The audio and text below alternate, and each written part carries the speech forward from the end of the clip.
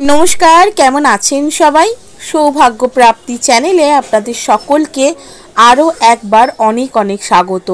আজ আবারও চলে এসেছি নতুন আরেকটি ভিডিও নিয়ে, যেখানে আমি আপনাদেরকে জানাবো বাগদেবীর আরাধনায় বিশেষ একটা প্রসাদ, যেটি নিবেদন করলে তার বিশেষ আশীর্বাদ আপনারা পেতে পারেন। কি সেই প্রসাদ, সেটি এই ভিডিওর মাধ্যমে আপনাদের কাছে বিস্তারিত তুলে ধরবো। তার আগে অবশ্যই বলে রাখি বন্ধুরা, আমার চ্যানেলটিকে লাইক করবেন, ভালো লাগলে বন্ধুদের সাথে শেয়ার করবেন। এই সংক্রান্ত কোনো জিজ্ঞাসা থাকলে অবশ্যই কমেন্ট বক্সে এসে জিজ্ঞেস করতে পারেন।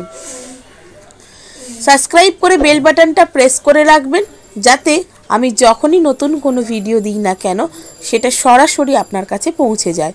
তো চলুন বন্ধুরা, ভিডিওটা শুরু করি।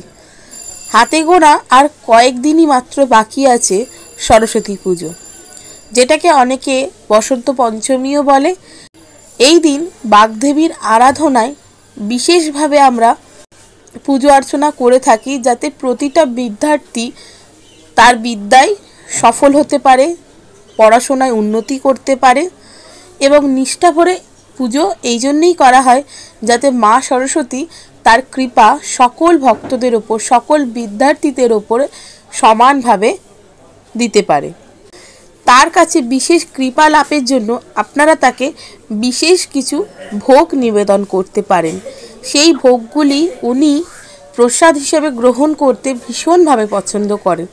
তার মধ্যে থেকে প্রথম ভোগটি হলো, আপনারা ছোলার ডালের হালুয়া তৈরি করে ওনাকে প্রসাদ হিসাবে নিবেদন করতে পারেন। এটিতে উনি বিশেষভাবে প্রসন্ন হন এবং এই ভোগটা যিনি নিবেদন করছে তাকেও উনি কিন্তু বিশেষ আশীর্বাদও দেন। দ্বিতীয় প্রসাদটি হচ্ছে জাফরান মেশানো যে কোনো সন্দেশ, মিষ্টি, এগুলো আপনারা দিতে পারেন।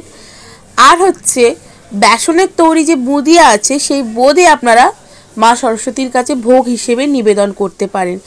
এটিতেও উনি কিন্তু বিশেষভাবে প্রসন্ন হন, কারণ উনি এই ধরনের প্রসাদ গ্রহণ করতে পছন্দ করেন। তাই অবশ্যই মনে রাখবেন, মা সরস্বতীর কাছে বিশেষ আশীর্বাদ পেতে এই ভোগগুলি তাকে নিবেদন করার চেষ্টা করুন আর নিষ্ঠা ভরে পুজো করুন। বিদ্যার্থীরা সব পরীক্ষায়, সব পড়াশোনায় অত্যন্ত সফল হবেন। তো কেমন লাগলো বন্ধুরা আমার এই ভিডিওটা, অবশ্যই আমাকে কমেন্ট করে জানাবেন। সুস্থ থাকবেন, ভালো থাকবেন, দেখা হবে নতুন আর একটা ভিডিওতে।